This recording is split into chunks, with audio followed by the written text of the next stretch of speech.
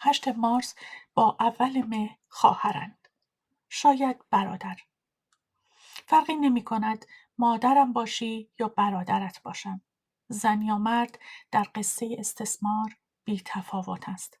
ستم بالا دارد و پایین، اما ما زندانیان گرسنه با هم برابریم. دوستان و عزیزان، به همه شما خوش آمد میگم و 8 مارس روز جهانی زن را به همتون تبریک میگم. 8 مارس روز جهانی زن میراث گرانبهایی که از طول تاریخ از همه زنان و مردان آزادیخواه و برابری طلبی که با مبارزاتشون در این راه جان خودشون را از دست دادن به ارث گرفتیم. پس اجازه بدید یاد و خاطره همه این عزیزان رو در طول تاریخ گرامی بداریم.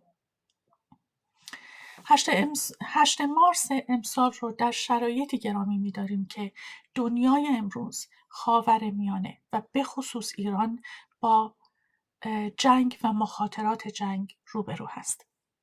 به همین منظور در جلسه امروزمون 4 تا سخنران داریم و هر کدوم از سخنرانان ما 15 دقیقه وقت دارن که مبحث خودشون رو ارائه بدن. بعد گفتگوهایی رو بین پنلیست ها داریم و البته سوالهایی رو از کسانی که در جلسه حضور دارن خواهیم گرفت. لیست سخنرانامون به این ترتیب هست: همیرا رضایی، بهار دهکردی، کستیل حیدری و ثریا شهابی. اجازه بدید بحث رو با همیرا رضایی عزیز شروع بکنیم. همیرا جان بفرمایید. تشکر سنه جان. من به نوبت خود در 8 مارس به فلک تبریک میگویم و میخوایم که از خودت و دیگه برگزار کنندگان نشست تشکری کنم. یک چیز کوچک، من فارسی من زیاد خوب نیست و لهجه هزارگی دارم، سو کوشش میکنم فارسی گپ بزنم طولی ای جلسه و اگه نشد شاید کمک جوابش انگلیسی هم بتون. و همچنین میخواستم سخنم را با اشاره با دوستا و همکارایی که ایرانی که در اینجا هسته آغاز کنم. در این روزها که منطقه ما دوباره با تنش و نگرانی روبرو است، میخوایم بگویم که نگرانی شما را درک میکنم. امیدوارم که شما و کل خانواده‌تان در امنیت باشید. برای من این موضوع بسیار شخصی هم هست. من یک از دایم در ایرانه و زمان آغاز این تنش نتوانستم که ارتباط درستی با او و خانواده‌اش برقرار کنم و همین تجربه کوچک ما یادآوری میکنه به من که جنگ چگونه حتی ارتباط ساده میان اعضای خانواده را مختل میکنه. خب 8 مارس روز جهانی زن معمولا روزی است که برای تجلیل از دستاوردهای زنان و پیشرفت‌های زیاد در مسیر برابری به دست آمده. اما برای زنان افغانستان این روز بیشتر یادآوری مبارزه است که هنوز ادامه دارد. افغانستان امروز تنها کشوری در جهان که در آن دختران از تحصیل در مکاتب متوسطه و دانشگاه منع شده و زنان به صورت سیستماتیک از زندگی اجتماعی و اقتصادی حذف شدند. اما وقتی درباره زنان افغانستان صحبت میکنیم باید به این نکته توجه کنیم که تجربه همه زنان افغانستان یکسان نیست. برخی از زنان چندین لایه تبعیض و خشونت مواجه هستند و یک از این گروه ها زنان هزاره اند. برای درک وضعیت زنان هزاره باید به تاریخ افغانستان هم نگاه کنیم، چون جامعه هزاره پیش از 1 قرن هست که با خشونت، تبعیض و سرکوب سیستماتیک مواجه بوده. از قتل‌عام‌های گسترده در اواخر قرن 19 گرفته تا تبعیض ساختاری در قرن 20 و حملات هدفمند در دهه آخر هزاره ها را بارها قربانی خشونت شدند. جنگ های پی در پی در افغانستان نیز باعث شده است که این چرخه خشونت ادامه پیدا کنه و حتی شدید هم شود. در بسیار از موارد شرایط جنگی نه تنها مانع خشونت نشده بلکه زمینه را برای ادامه آزار و حتی نسل‌کشی علیه هزارها فراهم کرده است. چون جنگ همیشه ویرانی را به همراه دارد، اما در هر جنگی در نهایت این مردم عادی به ویژه زنان و کودکان هستند که بیشترین رنج را تجربه می کنند. زنان اغلب نه تنها با از دست دادن امنیت و مواجه میشه، بلکه مجبور میشه باری سنگین حفظ خانواده و بقا نیز به دوش بگیره. کودکان نیز آینده خود از دست میدن و این آینده که میتونست پر از فرصت باشه. یکی از تلخترین واقعیت‌های جنگی که در بسیاری از درگیری ها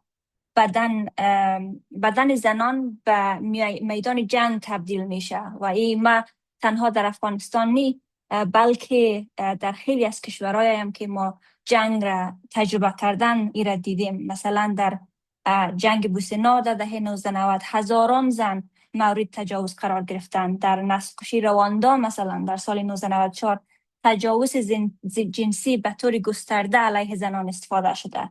در سالهای اخیر نیز در درگیری‌های سوریه، میانمار گزارش‌های زیادی بوده که از خشونت جنسی علیه زنان منتشر شده. این نمونه‌ها نشان میده که در بسیاری از جنگ‌ها زنان در خط اول آسیب و خشونت قرار دارند. در افغانستان نیز زنان هزاره در معرض خطر خاصی قرار دارند. در سالهای اخیر مثلا ما شاهد حملات مرگبار علیه مکتب، مرکز آموزش، دانشگاه‌ها و در مناطق هزارانشین بودیم. در بسیاری از این حملات قربانیان اصلی دخترانی بودند که دانش آموز بودند، در مکتب می رفتند. این موضوع نشان میده که آموزش دختران اسپشلی هزاره ها به طور خاص هدف قرار گرفته. و در سال 2022 ما در بریتانیا به عنوان بخشی از تیم تحقیق پارلمانی درباره وضعیت هزاره ها فعال بودم. هدف این تحقیق بررسی خشونت ها و حملات هدفمند علیه جامعه افغانستان در افغانستان و همچنین در پاکستان بود. در جریان این تحقیق شهادت های زیاد از قربانیان، کارشناسان در بخش های مختلف و همچنین در بخش بشری جمع کردیم. نتایج این تحقیق نشان داد که حملات علیه هزاره ها تصادفی یا پراکنده نیست، بلکه بخشی از یک الگوی هدفمند خشونت‌آرای علیه گروپ قومی و مذهبی خاص هستند. و همچنان یک think tank به نام New Lines Institute for Strategy and Policy در DC هستند نیز یک گزارش را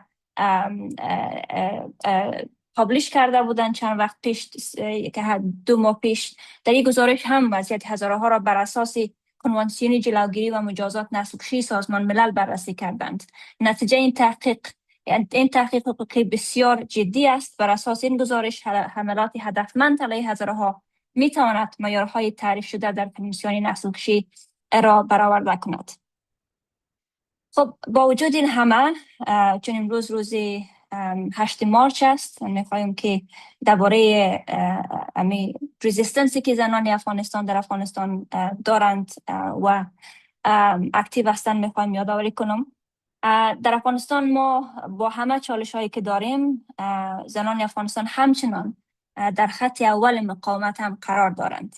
مثلا ما یک نهاد داریم به نام Education Bridge افغانستان یا پل آموزش برای افغانستان. یک از نمونه های این مقاومت است. کاری است که ما از طریق آنلاین ایژوکیشن انجام میتیم و از طریق این ابتکار امروز بیش از 15,000 دختر از صنف 7 تا 12 در افغانستان به صورت آنلاین آموزش میبینند.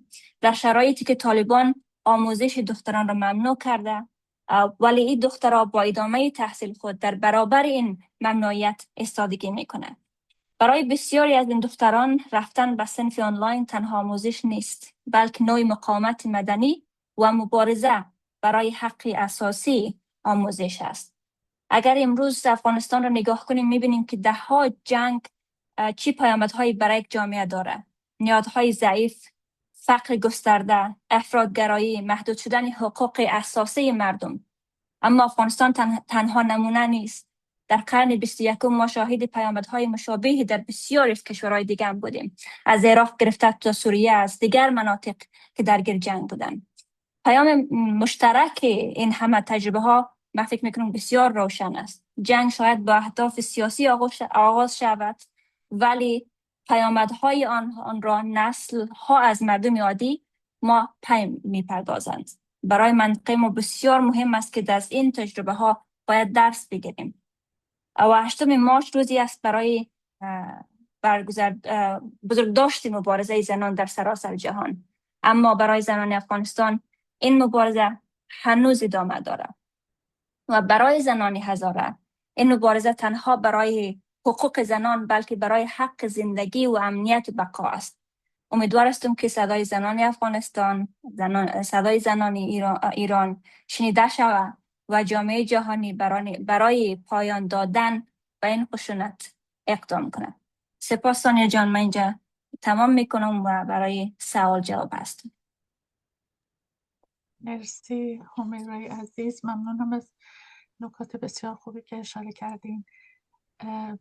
بدون فرصت بریم سراغ سخنران بعدیمون. بهار عزیز، بهار دهکردی رو داریم، فعال حقوق زن، هنرمند رپ و دادخواه. بفرمایید.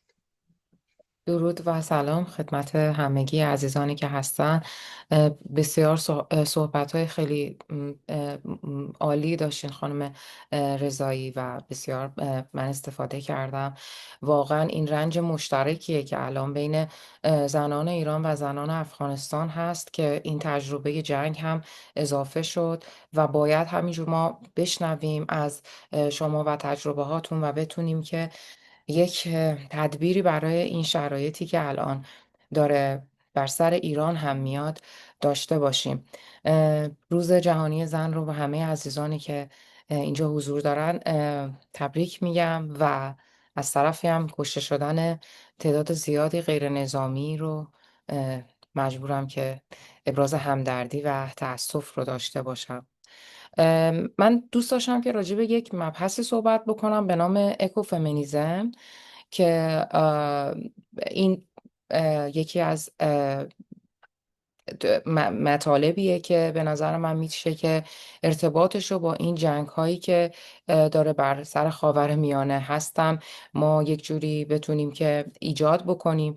اینکه خب ما وقتی که میبینیم مفهوم اکوفمینیزم به ما میتونه یک درک عمیق‌تری از ریشه های خشونت و جنگ افروزی هایی که از همون نظام ساختار پدرسالاری اتفاق میفته رو ما بررسی بکنیم. اینکه اون سلطه‌ای که میخوان روی زمین داشته باشن، اون سلطه‌ای که میخوان روی در کنار همونیه که انگار میخوان همون سلطن رو روی بدن زن و اون حق مالکیت زن داشته باشن و حالا میان این رو میرسونن به اینکه اون زمین رو بخوان به تصرف خودشون در بیارن و این کنترلی که میخوان توی میدان جنگ داشته باشن دقیقا همونیه که اون کنترل رو میخواستن سالها روی بدن زن داشته باشن. و وقتی که ما میخوایم برگردیم به اون انقلاب کشاورزی که خب عقیده بسیاری از فمینیست ها هستش که شروع پدر سالاری بوده، شروع این که مرد سالاری بخواد رقم بخوره، دقیقا از همین کشورگشایی ها و حکمرانی ها و خشونت ها و جنگ طلبی هایی بودش که شروع شد و انگار الان ما در کشور ما ایران که این اتفاق افتاده انگار رسیده به اون صفر مطلقی که دوباره داره اون مسئله اتفاق میفته. دلیلش هم من این رو دارم برای خودم تصویر سازی میکنم از انقلاب ژن ژیان آزادی، از اون جنبشی که خب باعث شدش که صدای زنهای ایران در جهان بپیچه، صدای زنهای افغانستان، صدای زنهای کرد و همه کنار همدیگه باعث شده بودیم که شعار Women Life Freedom و تمام مطالباتش جوری بشه که زنهای جهان هم همراه ما بشن. ما از اونجایی که میدونیم که وقتی یک زن به ایسته، حرف بزنه، فریاد بزنه، گویی برای باقی زن هاست و وقتی که اون زن، اون ژن در ایران نماد تمام تبعیض‌ها و سرکوب‌ها و هر آنچه که باعث شکاف و تبعیض و بود رو الان داره نشون میده، نماد میکنه و این میاد تمام اون تبعیض‌های قومی، تبعیض‌های مذهبی، تبعیض‌های طبقاتی، تبعیض‌های جنسیتی رو در بر میگیره. پس میتونه که خیلی اون ایجاد شبکه‌های مختلف رو در سطح بین‌المللی و جهانی برای ما رقم بزنه و همین باعث میشه که ما بیشتر و بیشتر کنار هم دیگه جمع بشیم. و اینکه وقتی که به عنوان یک فمینیست ما اگر بخوایم مواضع باید، یعنی بخوایم، از نظر من، با اینکه خب یه بایدی هم وجود نداره، این روزا باید راجع به اینم گفت نسبت به زنان، ولی خب ما خودمون به خودمون بگیم اشکال نداره به نظر من. و اینه که یک فمینیست از نظر من نمیتونه که موافق جنگ باشه، چون ما اولین حداقل من اولین دلیل مبارزم اینکه بخوام فعال حقوق زن باشم مبارزه با پدر سالاریه، مبارزه با مرد سالاریه، مبارزه با خشونت و جنگ طلبیه. و این روزا متاسفانه ما شاهد این هستیم که توی توده جمعیت یا جامعه مشاهده میکنیم که افرادی تنها راه گذار از جمهوری اسلامی رو جنگ میدونستن و خب بر طبل جنگ زدن و حتی هستن کسایی که ممکنه خودشون رو حامی حمایت از زنان بدونن، ولی خب انگار به این مانیفست توجه نمیکنن. و متاسفانه رفته رفته خب این اتفاق افتاد و کشورمون، کشور ایران، درگیر این جنگ متاسفانه ناراحت کننده شده که دیگه حالا رسیده به زیرساخت‌ها و این مسائل. و اینکه به نظر من دفاع از زندگی و صلح و زمین یکی از مهمترین فاکتورهای زنان هست، زنان فمینیست هست و جنبش زن زندگی آزادی. ممنون از فرصتی که در اختیار من گذاشتید. برای پرسش و پاسخ هستم در خدمت شما. مرسی بهار عزیز، ممنون از نکاتی که اشاره کردید. ثریا شهابی رو داریم. ببخشید، اول کاستیل عزیز، من مختصر بگم. کاستیل عزیز، کاستیل حیدری، دستیار سیاسی و رئیس شرکت ولت اروپا، فعالیت‌های سیاسیشون رو از سال 88 شروع کردن و در هلند ساکن هستن. توی دانشگاه تهران هنر هم درس خوندن. بفرمایید. سلام از همگی. خانم رضایی، واقعا سخنرانیشون بی‌نظیر بود. خیلی خیلی لذت بردم. تعداد یکم دوره، اگر امکان داشته باشه. حالا بهتر شد یا نه عوض کنم بلند؟ یا یکم بلندتر از صحبت کنم.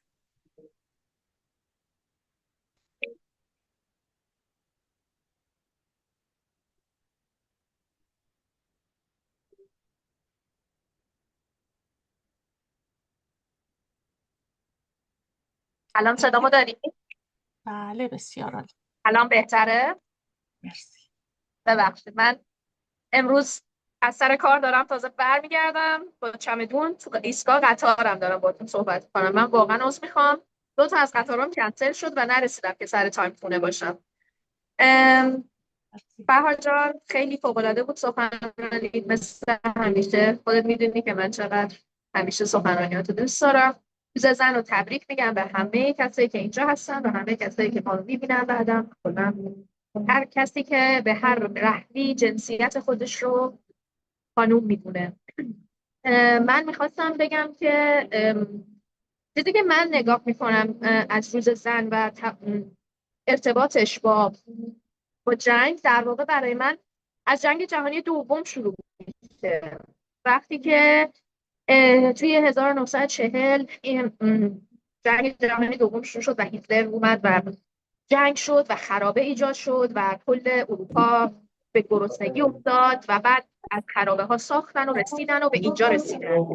و من همیشه فکر میکردم که ما ایرانی‌ها از نظر تحصیل و از نظر کتابخونی خوبی، ما میدونیم، ما تحصیل کرده ایم و حداقل چیزی که تحصیل به آدم میده به نظر من و کتاب خوندن اینه که آدم تاریخ رو میخونه و میدونه یه سری ارتباطات رو به وصل میکنه. ولی متاسفانه با اتفاقای اخیری که افتاد و حجم زیادی از ایرانیای دیاسپورا که من میبینم شدیداً علاقه دارن به جنگ، این واقعا من رو خیلی دلم رو شکوند، به خاطر اینکه اولین کسایی که توی جنگ آسیب میبینن خانم‌ها و بچه‌ها هستن و نه به خاطر اینکه حالا ضعیف‌ترن، نه به خاطر اینکه نیازهای بیشتری دارن، نه، ولی فقط و فقط به خاطر یک دلیل، اونم اینه که خانوم ها هستن که باید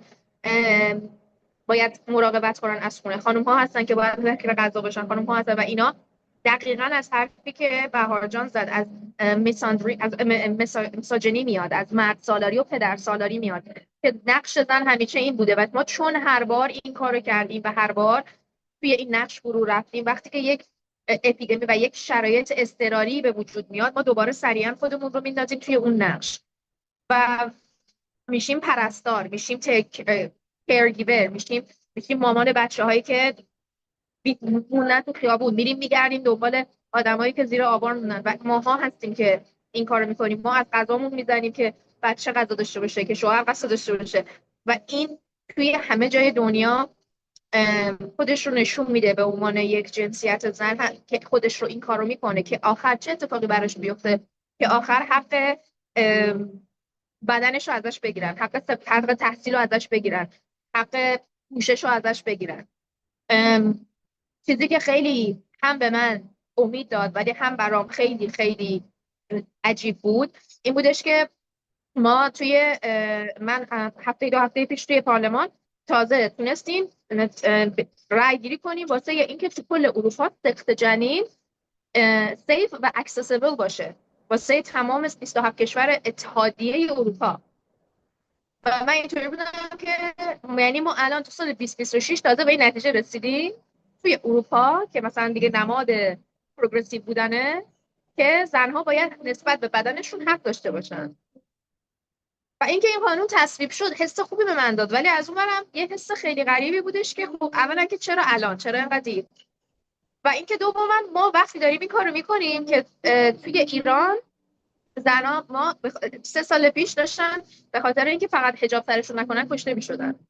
همین الان خانم‌های افغانستان دارن فقط به عنوان حق تحصیل کشته میشن، فقط واسه اینکه برن مدرسه. و همون هفته‌ای که ما توی اروپا داریم برای اینکه زنها بتونن برن راحت و سیف سخت جنین کنن بحث میکنیم، افغانستان و طالبان میاد طالبان میاد قانون میذاره که زنان خشونت خانگی علیه زنان فقط وقتی خشونت خانگی که استخون شکسته باشه. هر دوی این مکانها روی کره زمین روی یک نقطه هستن و هر دوی این اتفاقات دارن توی یک زمان اتفاق میافتن، ولی کاملا وقتی به عنوان کسی که از اون منطقه توی منطقه بعدی زندگی میکنی انگار که از یه دنیای دیگه اومدی، نمیتونی نه دیگه اون حس عمیق دردی که اونا دارن میکشن و میتونی بکشی چون تو دیگه اون زیر اون شکنجه نیستی و نمیتونی کامل از این آزادیه که هست استفاده کنی و لذتش رو ببری، چون میدونی خواهرات، برادرات، دوستات، همه خانواده‌ات هنوز تحت اون شرایطن. و این یه چیزیه که روز زن رو شاید برای من بیشتر نه یه روزی که جشن بگیرم باشه، ولی بیشتر روزیه که بشینم و مرن کنم اون افرادی که توی این مبارزات یا جانشون رو از دست دادن یا آزادیشون ازشون گرفته شد. یعنی حالت یک ریممبرنس داره برای من، یه مموریالیه که من بشینم ببینم اوکی چه کسی چقدر فعالیت کرده، چی کار کرده. و اگر واقعا ما میخوایم احترام بذاریم و اگر واقعا میخوایم این روز رو جشن بگیریم، به نظر من همه با هم باید متوجه شیم که باید ما تاریخ بدونیم و امروز رو بذاریم برای اینکه بریم پیدا کنیم یک اسطوره زنی رو که یک چیزی رو پیدا کرده، یک زنی که حقش خورده شده.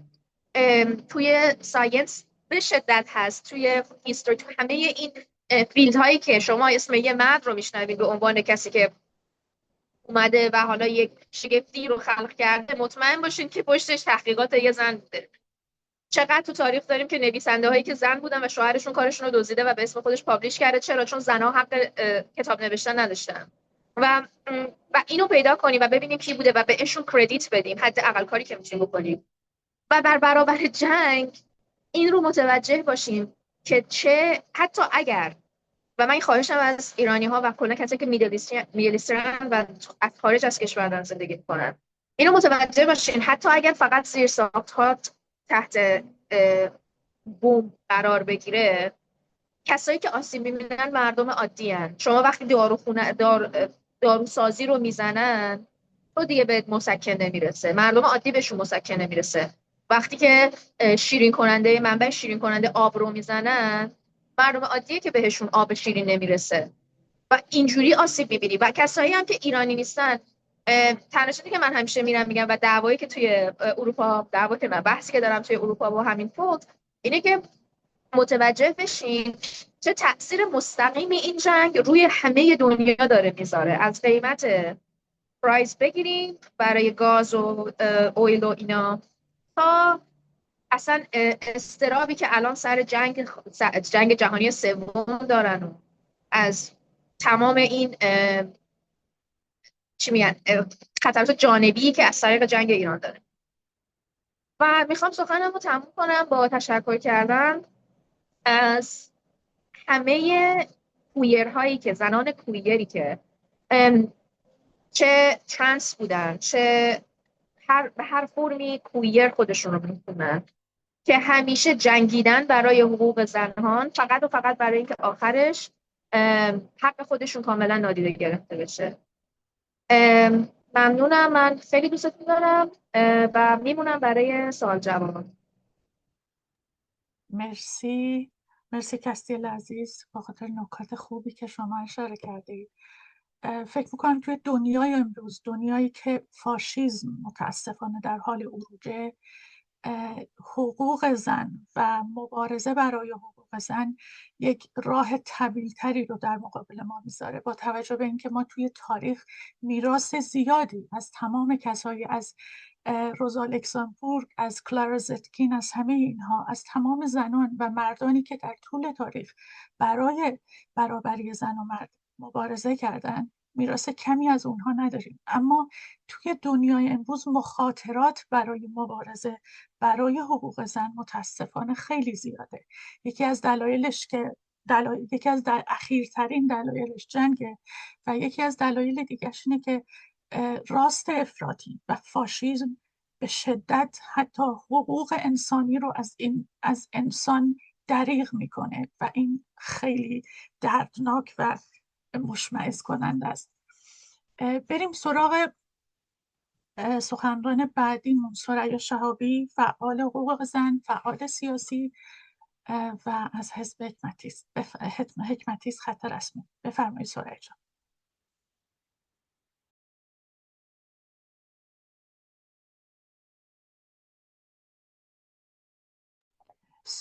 ثریا جان میوته، فکر میکنم صدات نمیاد. مرسی. صدای منو دارید؟ مرسی از صحبت همه سخنرانا، همیرا عزیز، بهاره عزیز، کستیل عزیز. من استفاده کردم و به نظر من صحبت خیلی خوبی بود و هممون توی جهت و یه راست داریم صحبت میکنیم.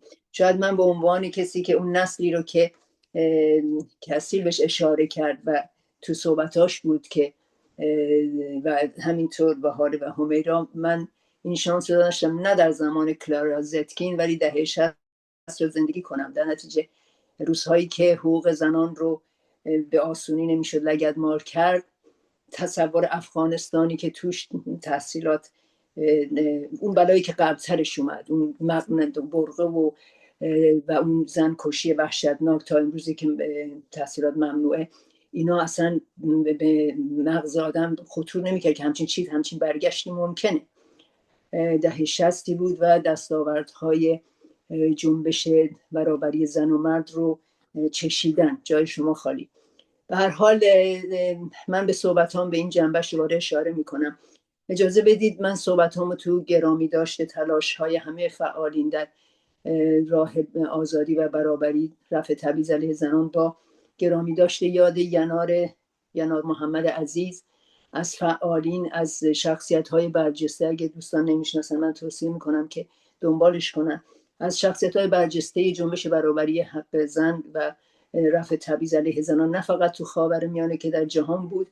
ینار توی عراق ترور شد قبل از اینکه وقتی که داشت خودش رو برای 8 مارس آماده می‌کرد. یک زن سوسیالیست که در زمان حمله به عراق یک چهره برجسته بود و جوایز زیادی گرفت چون مخالف حمله به عراق بود، با وجود اینکه دشمن سرسخت صدام بود و از بنیانگذاران کنگره آزادی عراق بود که من مختصر میگم ولی من خودم فکر میکنم که جا داره از ینار یادی بکنیم و دستاوردهاشو که همین امروز تو عراق زنا از اون بهره مند شدن، از خونه‌های امنی که درست کرد یادی بکنیم و گرامی بداریم و نفرتمون از تروریستایی که جونشو گرفتن ابراز کنیم.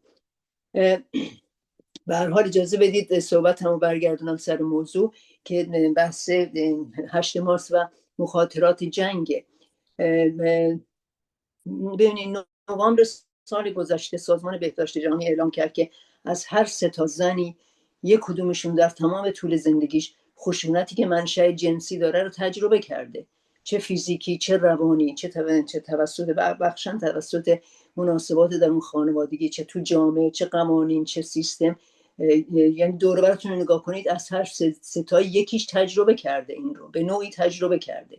یکیش در شکل خشن تریناشی که توی افغانستان میبینیم و توی ایران و توی کشورهای مشابه و یا نرم ترین هاش هستش که به اصطلاح پشت درای بسته به همت پشت به مرد سالاری و شوونیسم این اتفاقات میفته. تازه اینا آماری هستش که گزارش شده. شما میتونید تصور کنید توی هندوستان، توی بنگلادش، توی پاکستان، توی بخش زیادی از آفریقا، توی جوامع فقر زده و اسلام زده و تو جوامعی که الان اروپای شرقی بازار گرم معامله جنسی دختران است، کسایی که از فقر تنفروشی شغل خانوادگی شده، مثل تایلند، مثل فیلیپین. اینا دیگه آماری نیست. در نتیجه فقط نمونهش این پرونده جفری اپستینه که یه نمونه کوچیکی انقدر میزنه بیرون که چقدر این در بالاترین سطح نهادهای سوخت و ساز فرهنگی و سیاسی که انقدر عطر و ادکلون زدن، چقدر طبیعیه، چقدر رایجه. تا اونو بگیری تا هالیوودی که توش هممون میدونیم در مورد سوء استفاده جنسی که داره میشه.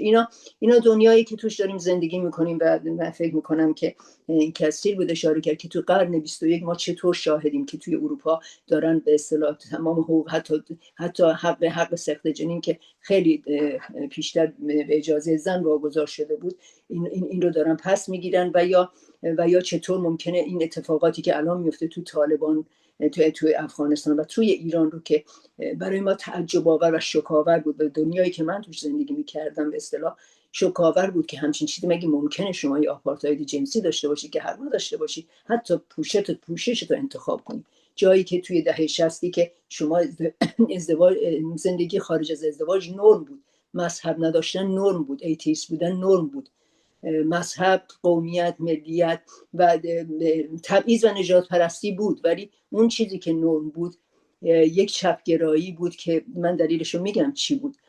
یک چپگرایی بود که خودشو تحمیل کرده بود در سطح قوانین، فرهنگ خودشو تحمیل کرده بود. میگم به معنی این نیستش که شما شاهد زنکشی نبودید که بودید، شاهد فرهنگ که عقب مونده نبودید که بودید. به هر حال این وضعیتی که توش امروز به سر میبریم، تازه خشونتی که منشأ جنسی داره از هر 3 زن یه زن گزارش شده، در نتیجه نیمی از بشریت، بشر کره خاکی به طور سیستماتیک و رئیس سازمان بهداشت جهانی میگه این یه پدیده تاریخی قدیمیه و متاسفانه ما نتونستیم باهاش کاری بکنیم. به نظر من تونستیم باهاش کارهایی بکنیم و میشد و هنوزم میشه باهاش کارهایی بکنیم، منتها یه شرایطی میخواد. اگر که اون شرایط رو نبینیم و اون ملزومات و اون پیش شرط هایی که این رو ممکن بکنه نبینیم، میشه در حد باز هم تغییراتی که اندازه بگیریم چقدر شکاف جنسیتی کم شده، چقدر تو محیط کار اختلاف دستمزد کم شده که همش مهمه، چقدر کجا پیشرفت کردیم، کجا عقبمون زدن، همه اینا مهمه، همه اینا رو باید گرامی داشت. منتها الان وارد یه دوره شدیم که سخنرانان اشاره کردن به اینکه چطور شما انقدر تعجب میکنید که یه عده طرفدار بمباران کشورشون هستن، طرفدار این هستن که و متاسفانه حکومت بالای سر بلایی به روز سرشون آورده، هولوکاست های اسلامی پی در پی بلایی سرشون آورده که یه بخشیش نگاه میکنه بمب افتاده روی پالایشگاه، روی فرودگاه، میگه که به به. من میفهمم خوشحالی از کشته شدن خامنه‌ای و هممون میفهمیم، ولی اینکه این بمب ها که بخشی تو جامعه ایران رو که به استیصال کشیده شده به امید بستن به این بمب ها که نتانیاهو یا ترامپ بلکه بیاد از شهر جمهوری اسلامی خلاصشون بکنه، اینا بخش کوچیکی هستن در ایران. بخش بزرگترش این اپوزیسیونی هست که در خارج و روی سرمایه گذاری کرده رو استیصال مردم، رو استیصال جامعه که هیچ کاری از دست ما بر نمیاد، فقط باید اینا نجاتمون بدن. و میبینیم که چطوری فضا رو تسخیر کردن. اونتا اینا گذراست، ما شاهد اینا بودیم. وقتی که خمینی رو برداشتن توی عکسش توی ما بردن، شما باید میدیدید که چطور همه حزب اللهی شدن و شما کوچیک بودی و شما اقلیت بودید و شما رو به اصطلاح در سطح توافق کرده بودن، آورده بودن شما رو به اصطلاح به عنوان آدم هپروتی حتی ممکن نگاه کنن که نمیفهمید که الان وقت جنگ با علیه نظام فعلیه و بعداً وقتش میشه که ما تکلیفمون رو با اسلامی روشن بکنیم. به هر حال این من از تاریخ میگذرم، برمیگردم به موضوع صحبتمون. جنگ، این خشونتی که میگم فقط در یک کلمه میگن از هر 3 نفر یه نفری که تازه گزارش شده هست، شما بهش فقر، جنگ، بیمسکنی، بهداشت، بمباران بیمارستان ها، بمباران مدارس، اون وقت اینا رو هم اضافه بکنید. اون کسی که صحبت از حقوق زن میزنه و این شرایط رو نادیده بگیره یا این شرایط رو گلمرایز بکنه و این شرایط رو بخواد به اصطلاح به عنوان یه نقطه امیدی بهش نگاه بکنه، یا نادانه یا به نظر من فریبکاره، منفعتی داره. وایساده ایران تخریب شده، تکه پاره شده، تمام زیرساختاشو زده، از آخوندا تحویل بگیرن بدن به شاهی که بعداً بیاد مجبور شه یه لشکرکشی به کردستان و یه آذربایجان و خوزستان و اینا، یه هیچ سوریه پروش هیچه. در نتیجه 8 مارس امسال جنبش زنانی که واقعا دلش برای پیشروی جنبش زنان میزنه و برابری زنان مرد نمیتونه ضد این جنگ نباشه. به نظر من فکر میکنم که بهاره اشاره کرد نمیتونه نباشه. میدونم که ادعا میکنن، اسلامی هم ادعا میکنن که مهدی موعود میاد و حتی حکومت مستضعفین رو آوردن که چپیا رو به اصطلاح کنار بذارن، که حکومت مستضعفین میاد. نگاه کنید بیان چه ادعاها مسئله نیست. واقعیت اینه که اینا آتش بیار معرکه تخریب یک جامعه 90 میلیونی هستن که توش همه با هم میسوزن و شما رو مجبور میکنن. یکی از شعارهای یکی از این تظاهرات‌ها برای من خیلی جالب بود، نوشته بود که منو مجبور نکن بین قاتلینم انتخاب کنم. این خیلی برای من جالبه. جامعه ایران واقعیتش اینه، عقب زدن، جنبش‌های اجتماعی رو عقب زدن، جنبشی که داشت جمهوری اسلامی رو میکشید پایین عقب زدن، ولی مردم اون بخش کوچیکی که صدا وایس آف امریکا و بی بی سی اینا میارنشون، آخ اینا کلیپ دادن گفتن به به به، اینا بخش فوق العاده میکروسکوپی جامعه ایرانه. ترس، هراس و امید به اینکه زودتر تموم شه و فقر، فشار فقر و بی‌تامینی که مردم به همدیگه هنوز دارن کمک میکنن، صف مردمی که وایسادن دارن خون اهدا بکنن، اینا رو منعکس نمیکنن تا بگن که خودشون خواستن همونجوری که گفتن صدام خودش خواسته. به هر حال برگردم به شرایط تاریخی. من در مورد جنگ بیشتر صحبت نمیکنم. هنوز چیز هست، هنوز فاکتورهایی هست که بتونه کمک بکنه هر چه زودتر این تموم بشه و یکی از این فاکتورها حضور قدرتمند ما در جنبش علیه این جنگ. مهم نیست که چقدر به شما بگن که شما جمهوری اسلامی چی هستی، ما انقدر پرونده ما چپ کمونیست، سوسیالیست و بشریت و حتی راستی که نمیخواد ایران رو تخریب بکنن پرونده سفیدی داره در ضدیت با جمهوری اسلامی و این وصله ها بهش نمیچسبه. در نتیجه یه رکنش این هستش که این جنبشی که در سراسر دنیا علیه این جنگ هست و در هم تنیده با جنبش در دفاع از غزه هست رو هر چی بیشتر تقویت کردن. ولی برگردم اون شرایطی که اولش اشاره کردم، دهه 60، اون دورانی که شما فکر می‌کردی همیشه آینده از گذشته بهتره، چون فکر می‌کردی چرخ تاریخ به پیش میره و امروز جایی هستی که فکر می‌کنی که یک برابریت قرون وسطایی رو دارن میتونن بهتون تحمیل بکنن.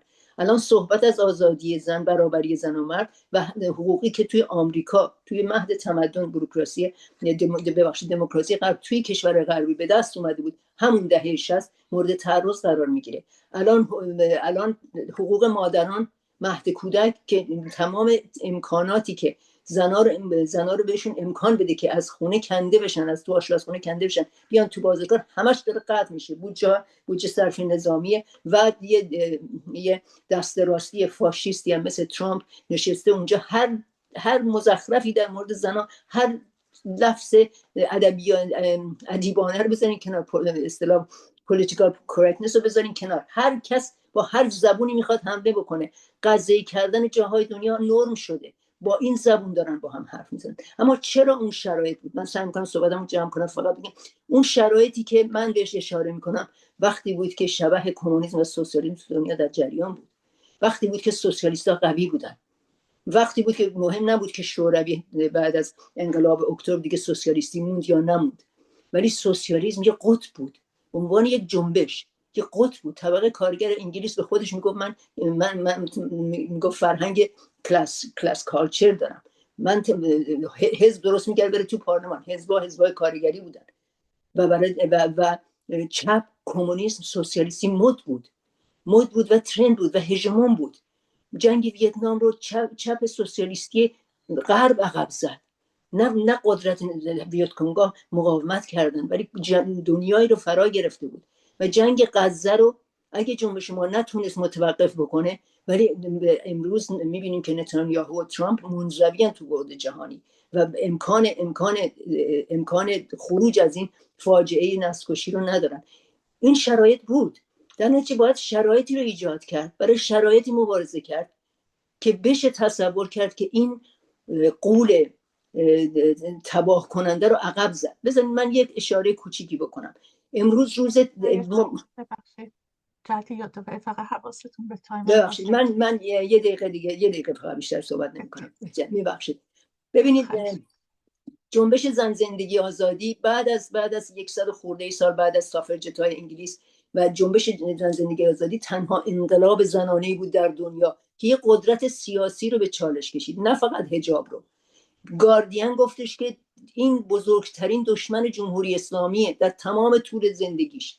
اون انقلاب بود و اون انقلاب دیدیم چطوری چه وحدت و چه همبستگی و چه نمایش بزرگی و چه عقب نشینی رو تحمیل کرد. اون انقلاب رو عقب زدن با یک انقلاب سیاه، به اصطلاح اسمش میگن انقلاب. به نظر من نشون میده که چه ظرفیت‌هایی داره و اون به نظر من بستر چپی بود در ایران. من وقتی میگم چپ سازمان‌ها رو نمیگم، بستر چپ و یه نوع سوسیالیستی بود در ایران که کردستان اتفاقا ریشه عمیقی داره. به علاوه مسئله کرد، من میگم مسئله کرد منشأش نبود، اون چپ و سوسیالیسمی است که توی کردستان شما هنوز خانواده‌هایی که بچه‌هاشون کشته میشه، سر بچه‌هاشون، خانواده‌هایی که کشته میشن میرن سر مزارشون انترناسیونال میخونن.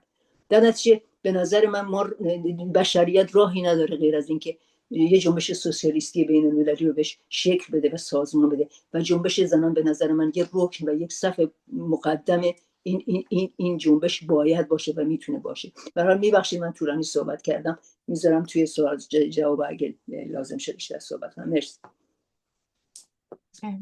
مرسی از همه سخنرانان که مباحث خیلی خوبی فکر کنم ارائه شد. انگار توی بحبوحه‌ای که ما الان قرار گرفتیم، حقوق زنی که از 8 مارس بعد از انقلاب هایجک شده که توی ایران اتفاق افتاد، دقیقاً این ادامه همون مبارزه است و مبارزات زنان برای آزادی و برابری در کل دنیا فکر میکنم یه مبارزه ادامه داره.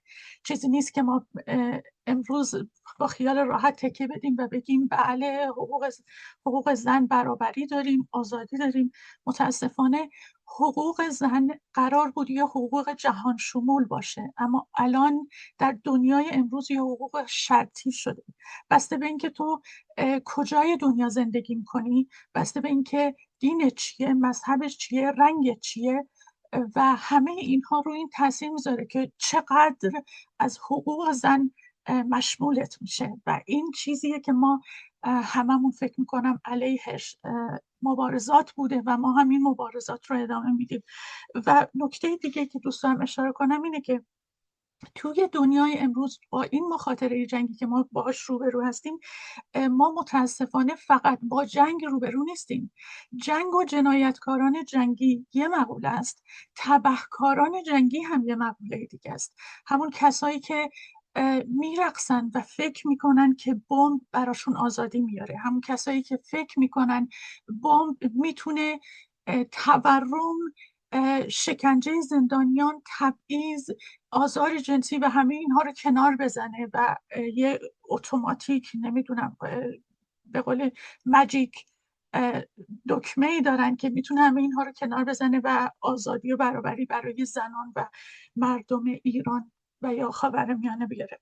بریم سراغ سوال هایی که من دریافت کردم. سوال که دریافت کردم که هر کدوم از سخنرانان میتونن جوابش رو بدن: فکر میکنید تأثیر این جنگ بر جنبش آزادی زن در ایران و منطقه چه خواهد بود؟ حالا هر کدوم از شما عزیزان فکر میکنید تمایل دارید جواب این سوال رو بدید؟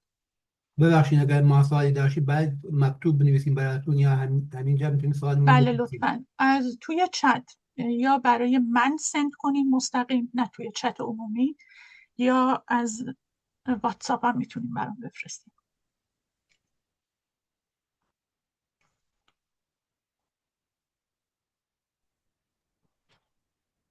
نظر من جواب سوالتون این بودش که به نظر من این جنگ بیشتر از 100 سال مبارزات برابری برای زنان رو عقب برد توی ایران. از اون طرف توی خاورمیانه این انقلابی که شروع شد، من هم تأثیرش رو روی کشورهای اطراف میبینم که توی سوشیال مدیا مخصوصا زنان افغانی رو میبینم که یا اصلا تحلیلگرای افغان که میگن که اوکی الان دیگه وقت نوبت ماست که کشیم و اسلامو بندازیم بیرون، نوبت ماست که کشیم و بجنگیم. و این خیلی دید خوبیه، ولی از طرفی هم به نظر من ما الان دیگه توی ایران به خاطر جنگ دیگه بس حقوق زن و مرد نیست، بس فقط اینه که زنده بمونن. و این خودش باعث میشه شما وقتی میاید از خشونت خانگی بخوای حرف بزنی میگن الان جنگه. شما میخوای از بهداشت صحبت کنی برای زنان میگن الان وقتی صحبتش نیست. و این قضیه وقتی که جنگ تموم شه هم ادامه خواهد داشت تا وقتی که این قضایا همه چی درست شه، همه زیرساخت‌ها دوباره درست شه. شما مثلا میای راجع به این صحبت کنید که بابا بیاین الان دارن چه میدونم فمینیساید داره تو ایران رفته خیلی بالا به خاطر فشار روانی که رو مردم اومده، یا اگه مردم رو بفرستن به جنگ PTSD که قراره بعد از ما رو بگیره خیلی قرار شدید باشه. و چه کسی آسیب اونو میبینه؟ زنهایی که تو خونه مون نشستن که این طرف از جنگ برگرده و هر بار که PTSD بهش دست میده زیر باد کتک بگیره. ولی کافیه شما بعد از جنگ راجع به این قضیه صحبت کنی که با چیز مواجه شید. الان واقعا وقت اینه، ما هنوز آب شیرین نداریم، الان واقعا وقت اینه، هنوز مدرسه واسه بچه‌ها نداریم. و این باعث میشه هر بار هر قانونی که ما تا الان حتی برای یه ذره‌ای به دست آوردیم دیگه حتی نتونیم راجع بهش صحبت کنیم. این نظر من بود. بسیار خوب. همیرا جان شما بفرمایید. یه چیزی رو من میتونم اینجا اضافه بکنم به نظرم. نسبت به حالا فضای جنگی رو کاملا کسیل جان به نظر منم نظرم نزدیک به کسیل عزیزمه. یه مسئله دیگه که به نظرم تو این روزها باید بهش توجه کرد اینه که دفترچه گذاری که اومده بود بیرون، اون اون دفترچه گذار توی اون، من حالا فاز 2 رو نخوندم، کسی تو خوندی؟ تونستی بخونی؟ فاز اولش که اومده بود بیرون یعنی هیچ اشاره‌ای نه به حقوق زنها شده بود، نه به برابری که باید در آینده ایران به طور مثال آزادی ایران داشته باشه و نه هیچی. و اومدن گویا در فاز 2 اینو نوشتن که خب مثلا همه چی باید برابر باشه و باز مثلا یه سری چیزایی که از سر باز کنی گویا گذاشتن. حالا من کامل مشاهده نکردم. ولی خب همین این مسئله که حالا ما حرف میزنیم راجبش، سعی میکنیم که بررسی بکنیم، این به نظر من یک نقطه ایه که اینجا میشه که این حضور زنها و نمادهای گروه های مختلف حلقه های فمینیستی و زنها خودشون چون صحبت میکنن، وارد مذاکره میشن، حرف میزنن، این یکی از اون دستاوردهاییه که به نظر من مثلا انقلاب زن زندگی آزادی داشت. همین که مثلا من الان بتونم اینجا بشینم صحبت بکنم و بیام مثلا همون روز اول اون دفترچه رو زیر سوال ببرم و بگم مثلا من به عنوان مثال دنبال من برای مثلا آزادی ایران به عنوان یک شهروند، به عنوان یک فمینیست، یک منشور فمینیستی درست کردم و گذاشتم تو صفحم و اومدم تمام تفاوت‌هاش رو با این منشور پوسیده زوار در رفته که انگار مال مثلا 20 سال پیش یکی اومده نوشته رو گذاشتم که ما در هر صورت این همه مبارزه کردیم. بعد یکی هم میاد برای ما منشور گذار میذاره، این منشور گذارش هم هیچ اشاره‌ای به حقوق‌های اولیه زنان نمیکنه. و در این دفترچه دومم میخوام برای که کسیل اشاره کرد تو سخنرانیش این مبحث رو باز کردم، نیومده دوباره به اون حق سقط جنین اشاره بکن، نیومده به این. چون نمیاد دست بذاره روش، چون میدونه که اینجا گیر میفته از طرف طرفدارای خودش. و من اینجا حتی در شرایط جنگ زده زنهایی رو مؤثر میدونم، نمادهایی رو مؤثر میدونم که رو تک تک این مسائل الان فوکوس دارن، تمرکز دارن، میخوان براش بایستن حتی در شرایط جنگی. و حتی بیایم در تمام جلسات هم در تمام جایی که میشه این صحبت ها بشه عنوان بشه که نگذاریم مطالبات ما سانسور و حذف بشه دوباره حتی در شرایط جنگی. با ادامه با گپای بهار جان، من فکر میکنم که در 2 دهه گذشته حضور امریکا یا ایالات متحده در افغانستان بارها از دموکراسی و حقوق زنان به اهداف حضورشان یاد میشد، اما در عمل از مردم خود افغانستان اگر سوال کنیم احساس میکنن که اولویت اصلی قدرت خارجی منافع بیوپولیتیک و استراتژی خودشان بود. لزوما ساختن یک نظام پایدار تناب به حقوق بشر و وقتی که این منافع تغییر کرد دیدیم که افغانستان به سرعت رها شدن و زنان افغانستان نخستین کسانی بودند که بهای این تغییرات را پرداخت. امریکا و هیچ کشور دیگری که از غرب در داخل خاورمیانه و دیگر کشورها میرن برای دموکراسی و حقوق زنان نمیروند. اونا همیشه اهداف خود دارن، ولی متاسفانه زنان، کودکان کسایی هستند که جنایت جنگی را اونا میبینن. و اگین بازم میگم در افغانستان ما این موضوع را بسیار به طور واضح دیدیم. پس از دهها جنگ و بی‌ثباتی ساختارهای دولتی ضعیف شدند و در نهایت با بازگشت طالبان زنان تقریبا به طور کامل از زندگی اجتماعی و آموزشی اقتصادی حذف شدند.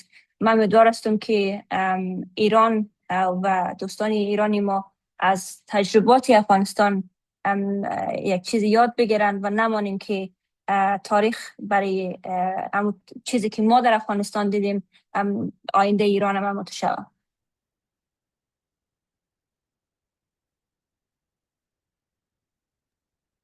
بخشید. اتفاقا سوال بعدیم از شما هست همیرادان که سوالی که من گرفتم اینه که رابطه جریانات مدافع حقوق زن هزاره در افغانستان با سایر جریانات مدافع حقوق حق زن در افغانستان چطوره، چگونه است؟ حالا یه سری نکات رو اشاره کردید، چیزهای دیگه ای هم اگر هست بفرمایید.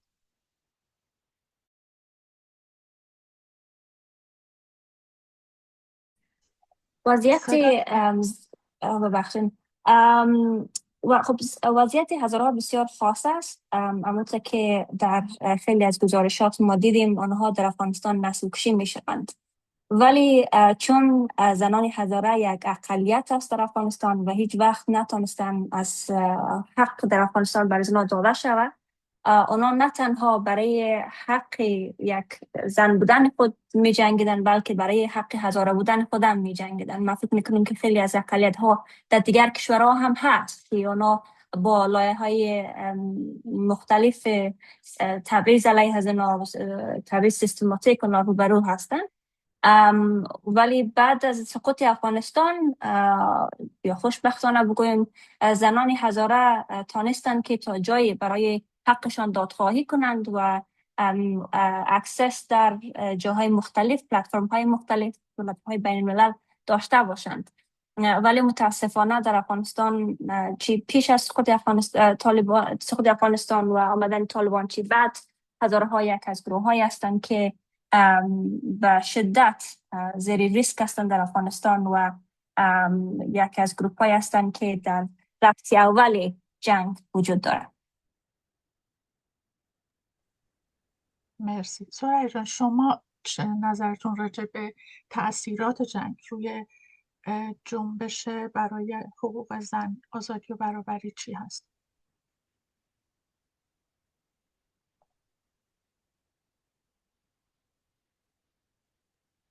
معذرت، من میوت شده بود، نمیتونست. ببینید، همه دوستان صحبت کردن. این شرایط جنبش برای رفع تبعیض علیه زنان رو عقب زده و به عقب میزنه. کسی میگه یک قرن فعلا عقب زده، ولی به نظر من از این نقطه خیلی خیلی مشخصی عقب زده. اونم جایی هستش که جنبش رضا پهلوی با پرچم میهن آبادی، همون موقع ما علیهش بودیم، گفتن اینقدر ملالقت بازی در نیارید.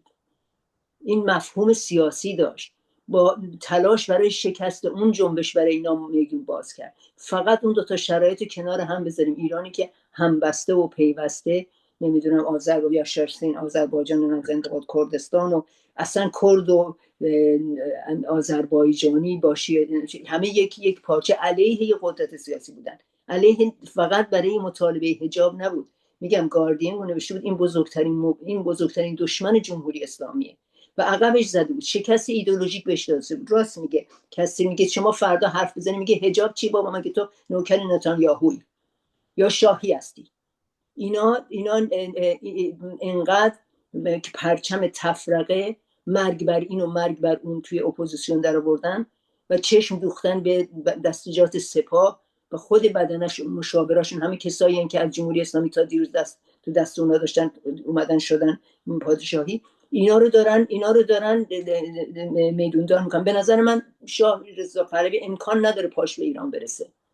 یعنی این که مردم ایران بیت امامو، بالاخره این نسل جوان اونجا بزرگ شدن، همه اینا رو بزنن کنار، بعد یه شاهی بیارن بزنن بالا سرشون. مهم نیست الان به زور میدیا و من و تو و تلویزیون ایران اینترنشنال چقدر اینا رو بولد کردن که منتظر بودن که بگن که توی دیما، همون وقتی که خامنه‌ای فرمان این که مین گذاشتیم براتون و اینا همه رو فرستادن رو مین که کمک ها قراره بیاد، این کمک هم رسیده و این رو ما فکر کنیم که این ممکنه برای آینده ای رو بیاره که به اصطلاح حق زن که هیچی ته صفحه، حق زندگی و حق بشر، حق نمردن از گشنگی و بی‌پناهی، فرار، توی چادر زندگی کردن، بی آبی بی برقی، اینا رو میخواد به بار بیاره. اینا رو این از حق زن، نه فقط حق زن، بشریت رو به بربریت قرون وسطا میبرن. همون بشری، همون مردم غزه بیچاره که داشتن بچه‌شون میفرستادن مدرسه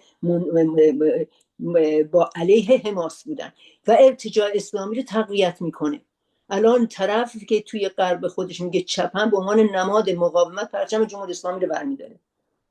برای ما معلومه که این پرچم دشمن مردم ایرانه، ولی برای اون نماد مقاومته، در صورتی که برای ما مقاومت مردمیه که علیه این دوتا، تو منگنه این دوتا ارتجاع گیر کردن و دارن در مقابل همه مقاومت کنن. من فکر میکنم این شرایط به شدت، این شرایط اصلا پیش اومد وقتی که تونستن جنبش ما رو عقب بزنن، جنبش زن زندگی آزادی رو عقب بزنن، با اون میدانداری که اینترنشنال و من و تو، تلویزیون ایران اینترنشنال و من و تو، ببینید اینا به بار آوردن. امروز ینار و اسلامیات تو عراق زدن، شما هیچی در تو BBC فارسی و وایس آف آمریکا نمیشنوید، در صورتی که برید اون میدیا خارجی ببینید از چطوری دارن ارج میذارنش. چرا اینکه چپ بود.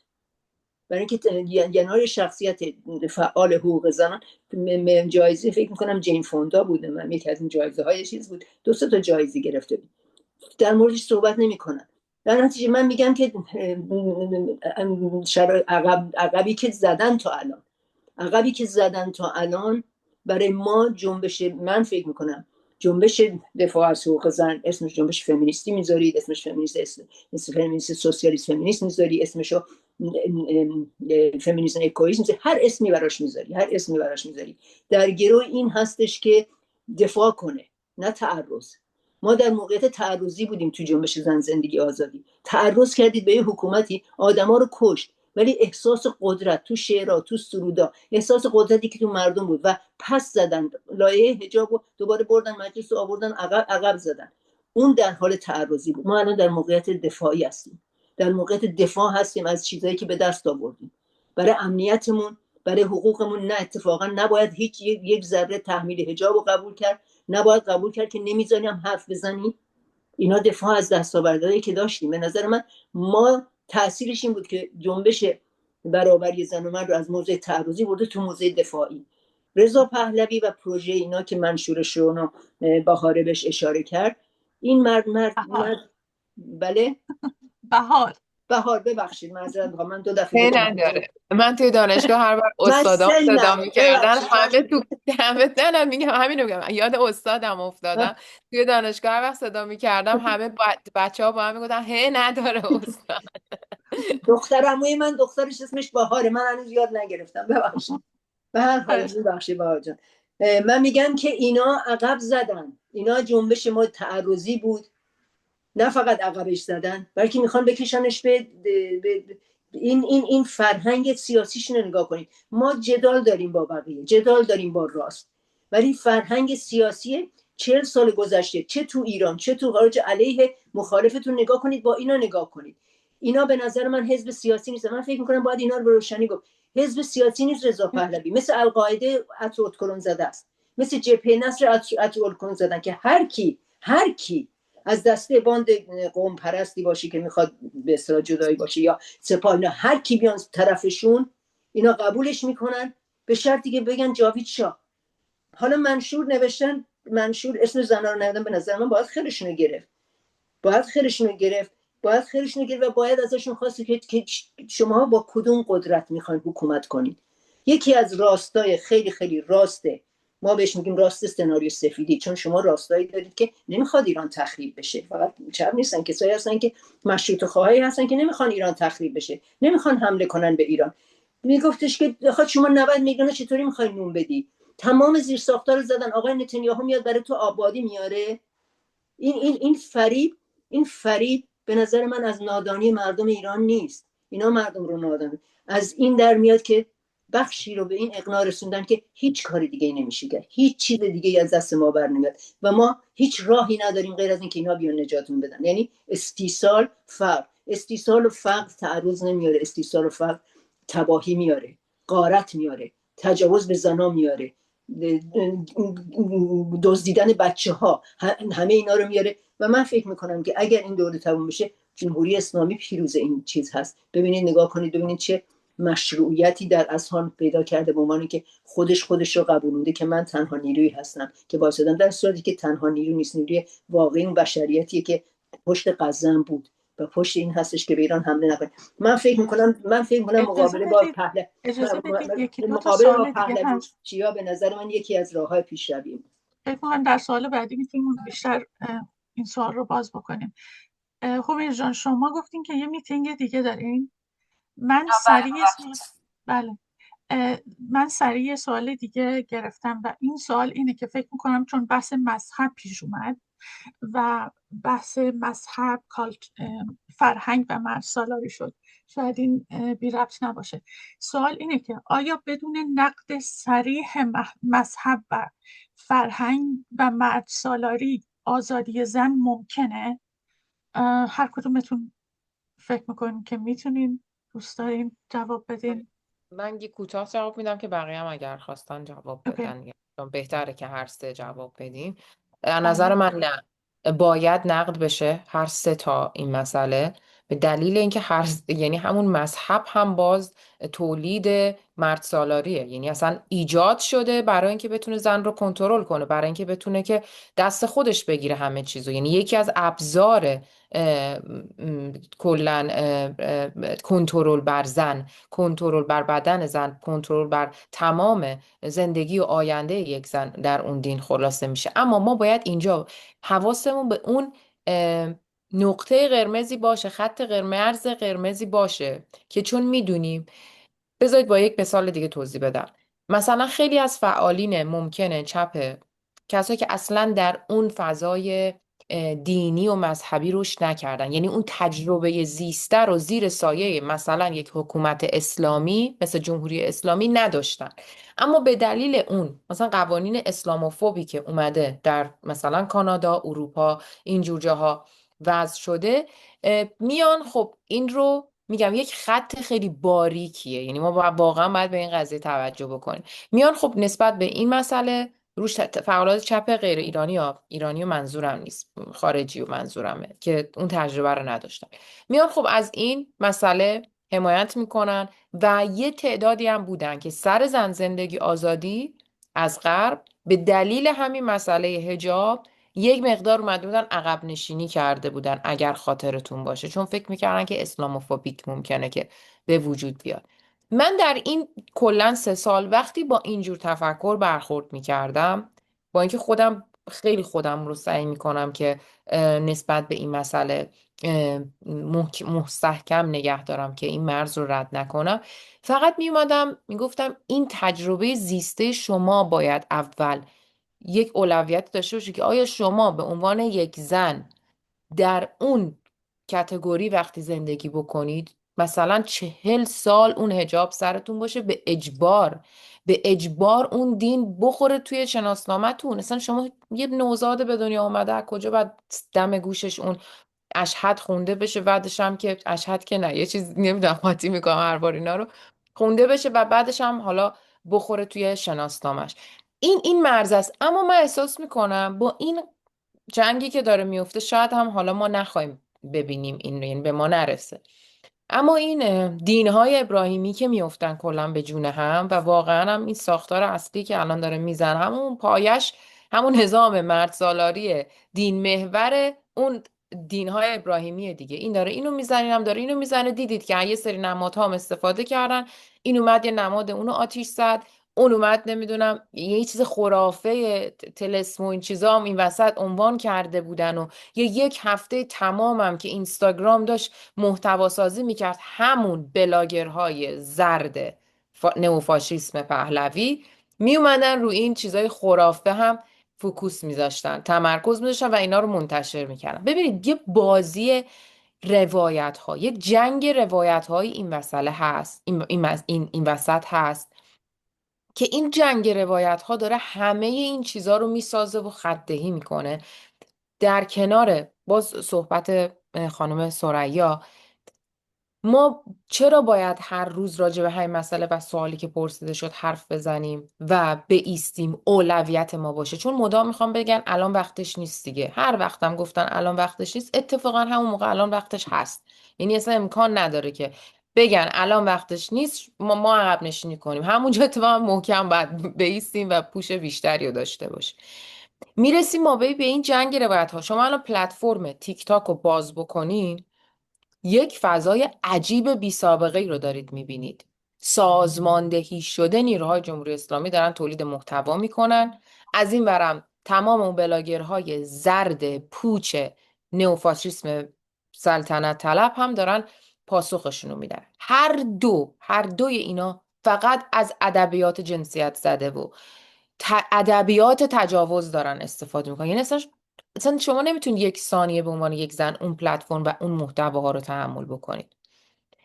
و میخوام یک اشاره بکنم، دیروز در تورنتو 2 تا تجمع برگزار شد و عکساش کنار هم. یک تجمع با پرچم جمهوری اسلامی و عکس خامنه‌ای، یک تجمع با پرچم شیر و خورشید و پرچم اسرائیل و عکس نتانیاهو اه، اه، ترامپ. هر دو اینا هم در حمایت ایران. و من اینجا فقط وقتی این عکس رو دیدم گفتم دقیقاً این عکس داره نشون میده که ما آن خط سومیم، ما اون موضع سومیم، ما همون نگرشی هستیم، اندیشه‌ای هستیم که نه به استبداد و جنگ میگوییم، نه به جمهوری اسلامی میگوییم و زن زندگی آزادی رو داریم سعی میکنیم ادامه بدیم. برای همین کلاً تمام مبارزه ما با مردسالاری، با دین، با تمام این فاکتورهای موجود به نظر من همیشه باید اولویتمون باشه. امیدوارم که بسیار جواب رو داده باشه. مرسی. موج سوالات داره میاد، من مجبورم هی سری سوالات رو بپرسم. همیرا جان یه پارتی بازی بکنیم این وسط، شما چون جلسه داره اگر نکته‌ای هست لطفاً که ما ازش محروم نشیم قبل از رفتنتون، راجع به سوالات یا راجع به مباحث چیزی دارید اضافه کنید؟ تشکر، سلامت باشین. من با خیلی از گپای خانم بهار موافق هستم. به نظر من رسیدن به برابری جنسیتی بدون نقد برخی از ساختارهای اجتماعی تقریبا غیر ممکن است، اما مهم این است که میان نقد و تقابل تفاوت قائل شویم. در بسیاری از جوامع از جمله در افغانستان مثلا و منطقه ما، دین، فرهنگ و ساختارهای مردسالارانه نقش مهمی در شکل دهی به روابط اجتماعی و جایگاه زنان داشته. اگر برخی از برداشت ها یا سنت ها باعث محدود شدن حقوق زنان شوند، طبیعی است که برای رسیدن به برابری باید این برداشت ها و ساختارها مورد پرسش و بازنگری قرار بگیرند. اما به این معنا و حمله به دین یا فرهنگ نیست. بسیاری از فعالان حقوق زنان در کشورهای مختلف نشان داده که میتوانیم از درون فرهنگ و حتی از درون سنت‌های دینی نیز تواصیر عادلانه تر و برابری مهر رعایت کرد. در واقع مشکلی اغلب خود دین یا فرهنگ نیست، بلکه تفسیرها و ساختارهای مردسالارانه است که در طول تاریخ شکل گرفته و برای حفظ قدرت و کنترل اجتماعی استفاده میشه. تجربه افغانستان هم نیز نشان میده که وقتی تفسیرهای افراطی و مردسالارانه از دین و فرهنگ حاکم میشه، زنان نخستین اولین کسایی هستند که حقوقشان محدود میشه. بنابراین اگر هدف ما رسیدن به برابری جنسیتی است، باید بتانیم با گفتگو این نقد سازنده و بازاندیشی در سنت‌ها و ساختارها قدرت پیش براییم. در نهایت برابری جنسیتی تنها یک موضوع مربوط به زنان نیست، بلکه موضوع عدالت اجتماعی و پیشرفت کل جامعه می باشه. بازم من معذرت میخوایم، 5 دقیقه دیر است و یک جلسه دیگه هم میخوایم از خود سانیا جان تشکر کنم و همچنان از بهار، خانم سریا و همچنان از خانم کستل و دیگه دوستانی که در اینجا سوال و جواب داشتن. بازم بسیار تشکر. واقعا امیدوار هستم که ما یک روزی ببینیم که در منطقه ما آرامی و صلح هست انشالله. ممنونم ازتون همیرای عزیز، مرسی که شرکت کردین. ببخشید که دیرتون شد. امیدواریم که توی جلسات دیگه بیشتر از این مبادلات و پنل ها با هم داشته باشیم. بخیر، سلامت باشین. مرسی، وقتت بخیر. خب من میرم سراغ سوالهای بعدی. بعد دارم به قطارم برسم، چون اگه اینو نگیرم تا 1 ساعت و نیم دیگه به قطارم نمیاد و اگه بدی من هم برم. ولی فقط یک نکته‌ای در مورد اون سوال قبلی که بها جواب داد می‌خواستم اضافه کنم، چون گفتن فرهنگ و اقتصاد. یه چیزی که فرهنگ به ما داده این تفاوت جنسیتیه که توی زن و مرد گذاشته شده و همین تفاوت جنسیتی که بین زن و مرد هست حتی توی اقتصاد هم خودش نشون میده با معقوله‌ای به اسم پیش پس. شما اگر قرار باشه ژیلتی رو بخری که صورتیه، فقط به خاطر اینکه صورتیه باید پول بیشتری براش پرداخت کنید. یا اگر شما مثلا میدونستید، همه میدونن اگر مردها بودن که پریود میشدن، تمام محصولات بهداشتی که مربوط به این قضیه است رایگان میشد. و ما همیشه اینو میدونیم که فرهنگی که برای ما باعث شده که حتی از نظر اقتصادی هم زنها تحت فشار قرار بگیرن به خاطر این مسائل. و نه، پس نمیشه نه مذهبی، نه فرهنگی و نه اقتصادی بگیم ما برای زنها میجنگیم ولی اونا رو هم نگه میداریم، چون اصلا تمام اینها هن که پای ریزی کردن برای سرکوب زنها. باز هم معذرت میکنم، من واقعا شرایطی که داشتم صحبت کنم با شما اصلا این تو ذهنم نبود که توی این شرایط باشه.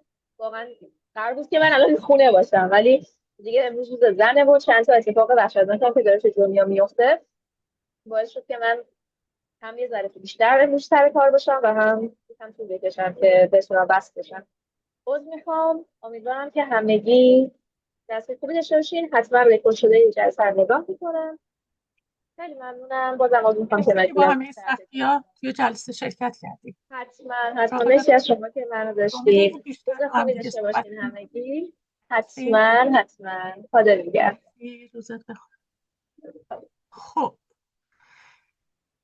من هم که فکر سوال کنم دیگه بمونیم، فکر کنم. منم 10 دقیقه دیگه باید برم مصاحبه آره بعد. سریع سعی می‌کنیم که چون بحث ها زیاد بود و فکر میکنم بحث های خوبی بود، اما متاسفانه به خاطر بعضی شرایط ضیق وقت سوالی که اینجا بپرسم میگه در شرایط موجود همبستگی مابین جنبش‌های اعتراضی موجود در منطقه چه تأثیری بر مبارزات زنان خواهد داشت؟ آیا در این شرایط جنگی موجود در منطقه جنبش زن میتونه همراه با دیگر جنبش‌های اجتماعی نقشی فعال در کم کردن عوارض و مخارب مخاطرات جنگ بر زنان، کودکان و غیره داشته باشه؟ اگه جواب مثبته چگونه؟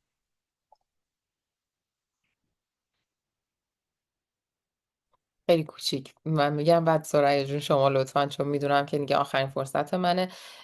یکی از مثلا مسائلی که اتفاق افتاد از قتل عام اگر بخوام بگم، از قتل عام دی، دیدیم که مثلا صفحات فمینیستی بین المللی و جهانی ما تونستیم که مثلا یه سری ارتباطات رو داشته باشیم، زنهای مختلف و اومدن که راجع به این مسئله صحبت کردن، پست گذاشتن.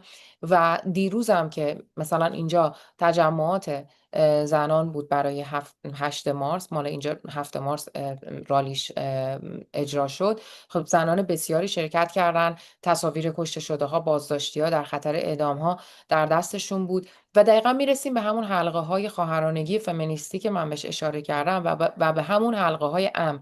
به خاطر اینکه این کلا تمام این گروه های فمینیستی در جهان با هم دیگه در ارتباط هستن، بالاخره یک انشاباتی با هم دیگه دارن و میتونن که اون خبرها رو یا کار بکنن یا بخوان که افرادی که مثلا هنرمند هستن، فعالهای شناخته شده هستن، بخوان راجع به این موضوعات بیشتر و بیشتر اطلاع رسانی بکنن. ما اینجا به نظر من یک فرصتی هم میتونیم برای خودمون ایجاد بکنیم و بخوایم که در این شرایط جنگی با استفاده از همین انشابات فمینیستی که داریم، گروه های فمینیستی که داریم، شروع بکنیم به نامه‌نگاری باهاشون در همه کشورهای مختلف و از اونها بخوایم که از همین الان، یعنی اینو ما حالا دیروز توی گروه زنهایی که هستیم داریم هم داشتیم راجبش صحبت میکردیم، از الان بخوایم که نسبت به کمک های بشردوستانه و حقوق بشری و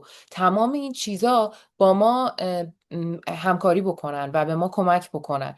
و این خودش هم میتونه که از همین الان، حالا هر کسی که میتونه که این فرصت ها یا این صحبت ها، این گفتمان ها رو ایجاد بکنه، ازش استفاده بکنه، چون این راهیه که به نظر من میتونه که اون روایت های دروغ و اون پروپاگانده ها رو هم بعضی موقع از بین ببره، چون شناخته شده هستن این صفحات، این افراد، این گروه ها، این حزب ها و اکثرشون هم با چپ های مختلف فضای چپ خارج کشور، طیف های چپ ارتباط دارن. چرا باز اینم بیان کردم؟ دوباره دیروز در تجمعات اینجا بودن افرادی که وایت بودن، استاپ وار این ایران رو دستشون گرفته بودن، ولی هیچی از وومن لایف فریدام نمیدونستن یا اصلا نمیدونستن که اون پرچم جمهوری اسلامی رو نباید دستشون بگیرن.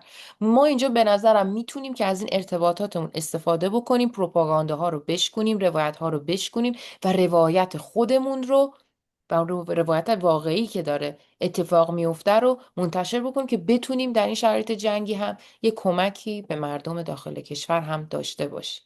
مرسی از فرصتی مرسی. که دادید. و من خداحافظی هم اگه اجازه بدید بکنم، ولی هستم تا چند دقیقه. بله بحثایی که مخصوصا بهار جان شما اشاره کردید راجع به مقوله اپوزیسیون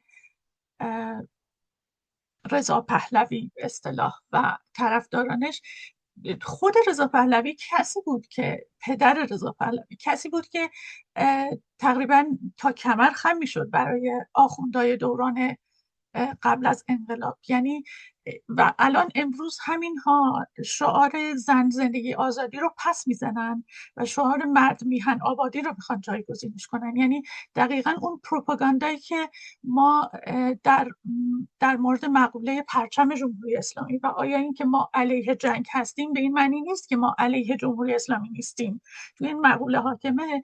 توی همین بحث هم هست که هیچ با همه ادعاهایی که دارن، با همه لومپنیزمی که توی طرفدارانشون هست، خوشبختانه متاسفانه هیچ پلتفرمی برای حقوق زن، برای مبارزات مردمی که توی ایران در جریان هست، برای احقاق حقوق زن و هیچ چیزی، هیچ پلتفرمی برای اونها وجود نداره. یه مطلب کوچیک میتونم اینجا باز استفاده کنم، به خاطر اینکه کلا اینا دارن روی یک دستکاری روانی منیپیولیشن میرن جلو و دو قطبی های کاذب ایجاد میکنن و کلا همه مخاطب ها و طرفداراشون رو میذارن در این دو قطبی کاذبی که ایجاد شده و این دستکاری روانی رو میگن. یعنی مثلا تو اگه میگی نه به جنگ، پس رفتی پریدی بغل آخوند، مدام مثلا میاد اینو تکرار میکنن و این مدام در ذهن اون مخاطب داره تکرار میشه. و یا اینکه وقتی که تو شاهو نمیخوای، پس کی میخوای؟ پس آلترناتیو چیه؟ چون ما آلترناتیو نداریم، یعنی تو رو میذاره در یک آلترناتیو و یه در یک آلترناتیو نداشتن و تو هی هیپنوتیزم میشی رو این دوتا چیزی که اینا دارن مدام به تو القا میکنن. ما که نه، یعنی اون مخاطب داره این رو دریافت میکنه به خاطر اینکه مدام داره اون محتواها رو میبینه، از این همه رسانه داره بهش این چیزا گفته میشه و فعالینشون میان میشنن تو مصاحبه ها این حرفا رو تکرار میکنن. یعنی تمام اون کسایی که اون آدم رو دارن باد میکنن، این حباب رو باد کردن در تمام این مدت، دقیقاً در همین دو قطبی کاذب به قدرت رسیدن. ما در هر صورت هر جا، از نظر من بازم میگم اصولا اینا نظرهای شخصی ولی اعلامش میکنم چون برای خودم جواب داده، هر جا که در یک دو قطبی ما رو دارن میگذارن باید بریم از بیرون نگاه کنیم. ما قرار نیست بین دوتا هی مضمون خلاصه بشیم. این شده این تک حزبی و این شده این 100 سال دیکتاتوری. دقیقا همینطوره. دو قطبی که اینها درست کردن، یعنی همون موضوعی که خودت هم اشاره کرده، اینه که یا شما نه به جنگ میگی و مساوی اینه که طرفدار جمهوری اسلامی هستین، یا نه باید بله به جنگ بگین و بیان کنار ما وایسین. در غیر این صورت سیاه و سفید، یعنی هیچ چیز دیگه ای و هیچ به قولی ابراز عقیده و آزادی بیانی برای احزاب دیگه، برای گروه های دیگه هیچ کسی قائل نیستن و این دیکتاتوری مطلقه. و جالب اینجاست که به خیال خودشون برای دموکراسی دارن می جنگن و میخوان با بوم برای ایران آزادی و دموکراسی بیارن. به هر جهت یکی دو تا سوال دیگه هست، من سریع اینو بگم. سوال دیگه که فکر میکنم اینه که مسئله اقتصاد که اکثر مسائل ستم به زن دور اون میچرخه کم اشاره میشه. اگه ممکنه توضیحی در رابطه با تحقیر زنان و نقش اون در اقتصاد و سودبری سرمایه از تحقیر زن بگید. سارا جان، بهار جان.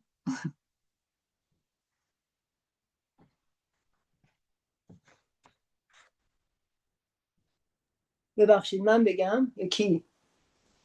و این سوال خیلی سوال کلیه که به نظر من میشه در مورد، من دوست داشتم یه اظهار نظری در مورد صحبت‌های دیگه هم بکنم اگه ممکنه و کوتاه هم در این مورد میگم. نه وقت هست یا نه؟ چند دقیقه دیگه وقت داریم. این سوال رو میتونیم من به نظر شخصی خودم، ببخشید، این سوال رو میتونیم همینطوری باز کنیم که ما توی مقوله فشن در دنیای امروز خیلی راحت میتونیم این رو باز بکنیم. حتی برای هر خرید و فروشی در تمام تیزرهای تلویزیونی، در تمام پلاکارت ها و پوسترها، برای هر خرید و فروشی و به خاطر اینکه به اصطلاح مصرف کنندگان رو مجبور بکنن یا اجرای مرغوبش، ببخشید کلمه فارسیش یادم رفت، موتیویتشون بکنن که اون کالا رو بخرن، یک عکس زن همیشه اونجا باید باشه. یعنی خیلی بی ربط. اگه راجع به لباس زن شما خیلی راحت میتونی یه خانم بیاری توی اون تیزه باشه تقلیم میکنین که این تنخورش چیه، ولی برای ماشین، برای هر چیز دیگه حتما باید از ابزار زن استفاده بکنن. فکر میکنم این مثال به ذهنم رسید. ببخشید سرای جان، بفرمایید. مرسی.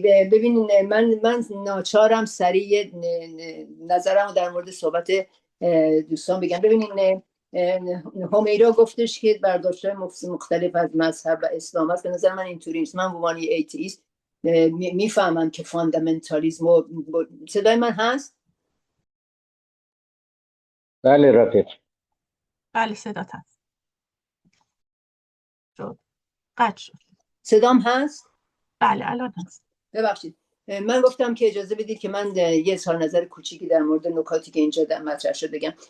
همیرا عزیز گفتش که اگه اشتباه نکنم یا من اینطوری برداشت کردم که تفاسیر مختلف و برداشت مختلفی ممکن از مذهب باشه. من اینطوری فکر نمی کنم. من فکر کنم همه مذاهب ضد زنه و به خصوص یکی از خشن‌ترینشون اسلام که بخش زیادیش از یهودیت گرفته و هیچ تخفیفی نباید داد. فرق میکنه با کسی که اینو پراتیک میکنه، فرق میکنه کسی که اینو ابزار فشار به بقیه میکنه، فرق میکنه با کسی که بهش فکر میکنه. مردم آزادن عقیده و بیان هر جهت و اعتقادات فاشیستی داشته باشن، ولی این رو اجازه ندارن تو قوانین کشور و تو ساختار در هیچ سطحی اعمال بکنن مذهب رو، و نه یهودیت نه اسلام نه و به خصوص اسلامی که 40 سال تجربه حاکمیت ایدئولوژی که تو سیستمش نظام آپارتاید جنسی بوده. ببینید من فقط کوتاه بگم، زندگی آزادی جنبش انقلاب زنانه بود و ضد اسلامی بود. دلیلش این بود که اون چپ غربی که از ترس اسلاموفوبیا شده بود به اصطلاح طرفدار نسبیت فرهنگی که اینا فرهنگشونه، اون عقب نشست. فقط با این چیزا میشه عقبشون زد، باید نقدشون کرد. ما سالها از شروع نسبیت فرهنگی که یک تئوری راسیستیه که شما حقتون حقوق زنان جهان شمول نیست. من گفتم اون دوران طلایی که ما بودیم حقوق زنان جهان شمول بود. شما تو مهاباد بودی حقت همون بود که زنی که تو نیویورک هست، اینطوری احساس میکرد. ولی الان میگفتن شما چون دختر خانواده شرقی مذهبی فرانسه رو شما رو نداره بزنن دیگه، این قابل قبوله. حتی پدرم میکشتتش، اجازه میدادن پدر تصمیم بگیره که جنازه‌شو کجا ببرن. به هر حال هیچ تخفیفی نباید داد و در نتیجه به نظر من همه مذاهب و به خصوص اسلام زدن و باید ضد اسلامی بود و ضد اسلامی بود جنبشه، بدون اینکه شعار بده. رفتار و فرهنگش از بچه‌شون میمرد، نمیره قرآن نمیخوندن. از این ضد اسلامی تر پراتیکش دارن میگن ضد اسلامی بود. در مورد اینکه چه کار میشه کرد، ببینید من فکر میکنم که چپ غربی رو که به درجه زیادی به نظر من از محتوای خیلی روشن و افقش دور شده، تبدیل شده به خیلی به هویت تراشی های اقلیتی، انواع اقسام هویت هایی که هیچ پلتفرم مشخصی یا افق روشنی جلوش نیست که من میخوام به کجا برم. یه خود باید از اینا فاصله گرفت. شخصیت هایی هستن که تو دنیا با اینا وارد ائتلاف خواهد شد، مثل گریتا سوئد که جایزه من 100 میلیون فرانشو بلافاصله داده به بچه‌هایی که تو جریان حمله به ایران کشته شدن. و یا شما جین فوندا رو بگیرید که نهاد باباشه که دوره جنگ ویتنام علیه جنگ بود، اینو زنده کرده. از اونی که فریاد میزنه، ده ها شخصیت هنری برجسته، شخصیت ورزشی، آدمای میخوام بگم که باید این فعالین رو کشید دنبال خودشون. ولی خیلی کسا هستن که میشه یه دوستان جوانی که اینجا هستن یه صدای مردم ایران باشیم، نه به جمهوری. تو به من میگو قاتلینم و من انتخاب نمیکنم به قول بهار، صدای سوم هستم. خب اینو باید تشکیل داد، اینو میشه تشکیل داد و علیه جمهوری اسلامی، بهره برداری جمهوری اسلامی. تظاهرات لندن رو ببینید، دنیا رو کر کرده که اینا در دفاع از من بوده که در واقع بخش خیلی کوچیکی 4 تا پرچم هوا کرده بودن. اکثریتش مردمی بودن که نه به جنگ، قطع فوری و بی قید و شرط جنگ. کسی نمیتونه مخالفت با این باشه. جمهوری اسلامی هم قطع فوری و بی قید و شرطش رو نمیخواد. شرط داره، میگه که این گذاشته بالاخره یه تصفیه حسابی به خاطر خامنه‌ای بکنه توی خاورمیانه. به هر حال قطع فوری و بی قید و شرط صدای مردم ایران باشیم. میشه گروه‌های مختلف. من میگم گاهن اقناع کردن لازمه، ولی گاهن با اقناع کردن نیست، با اثبات وجودت، با شروع یک کار کوچیک، 5 نفری، 10 نفری، 15 نفری. ما از زمان خودش از این کارا کردیم. مثلا ما گفتیم که هر زنی از ایران میاد مجرم سیاسیه، باید پناهنده سیاسی بشه. تو ایران زن بودن جرم سیاسی و این رو گرفتیم برای زنا، به عنوان اینکه هر زنی که از ایران میاد پناهنده است. به خاطر جنسیتش پناهندگی باید بشودی. چرا که در ایران به خاطر جنسیت تو مجرم سیاسی هستی، از وقتی به دنیا میای مجازات میشی، محدودی و این جرم سیاسیه. در نتیجه میگم از کار میشه شروع کرد با کسایی که درد مشترک دارن، با همونی که با گرتایی که فعال محیط زیست. یه دفعه میبینید که میشه یک سمبل دفاع از مردم غزه و آماده است وارد همچین چیزایی بشه. خب من به نظر من اگه ما تو چشم اینا بروز بکنیم میتونیم بزرگ بشیم، تا اینکه با بحث و اقناع، که باید بحث و اقناع کرد، ولی وجود و حضورت، فشارش، اینا مجبور میشن قبول کنن، همونجوری که فشار جنبش زن زندگی آزادی اینا رو عقب زد. و این من فکر میکنم هیچ وقت چپ غربی اینقدر بی‌هویت نبوده که امروز هست. و جمعیت وسیعی که تو لندن بودن اینا خودشون اون چپیا نبودن، مردمی بودن که دلشون نمیخواستش که وقتی که اون قبرستون بچه‌ها رو نگاه می‌کردن دلشون به درد میاد. وقتی بچه غزه رو می‌بینن، غزه اینجوری، دلش به درد میاد. تئوری نمیخواد، تفسیر نمیخواد، درد خودش میدونه. این بشر دوستان تو غرب کم نیستن به نظر من. هر کسی پا جلو بذاره و یه کاری بکنه که بتونه توجه اینا رو جلب کنه تو میدیا، بقیه هم مجبور میشن فشار شما رو تحمل کنن. فشار شما روشون کار میکنه، فشار ما روشون کار میکنه. مرسی. مرسی سریا عزیز. یکی از شالوده های دنیای کاپیتالیستی، سیستم های کاپیتالیستی دقیقا همینه که میخوان جدا بکنن همه رو از هم. این جدایی میتونه به بهانه مذهب باشه، میتونه به بهانه رنگ و نژاد باشه و طبیعتش بر همین استواره. من همیشه میگم زمانی ما از دست مذهب، مرد سالاری و همه اینها، از حتی مقوله نسبیت فرهنگی، حتی مقوله ترس از اسلام ستیزی، زمانی از همه اینها خلاص میشیم که از کاپیتالیسم خلاص بشیم. اما تا اونجا راه درازی داریم، پس در نتیجه مبارزات به مرور همچنان ادامه خواهد داشت. مرسی سریا شهابی عزیز و همه سخنرانای عزیزی که تو این جلسه شرکت کردن و همه کسایی که اینجا با سوالها و با حضورشون تونستیم جلسه خوبی داشته باشیم. مرسی. زنده باد 8 مارس و زنده باد مبارزات علیه تبعیض و نابرابری و مبارزات برای آزادی و برابری. خسته نباشید، مراقب خودتون باشید، روزتون خوش.